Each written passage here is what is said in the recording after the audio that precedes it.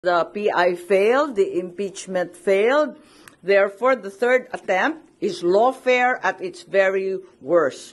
Imprison Inday Sara, all the Duterte allies, including myself, perhaps, to be harassed by cases with the new ombudsman.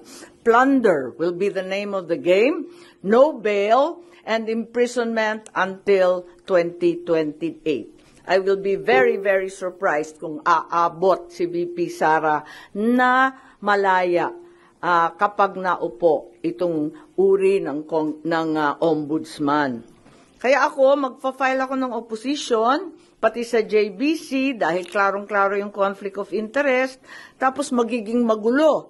Kapag itong mga kaso sa PRRD arrest will be rendered ineffective. Halimbawa, if the OIC Ombudsman caves to pressure, dismisses na nga the cases, pati yung MR i-dismiss, mapupunta sa CA, sa Supreme Court, paano yan?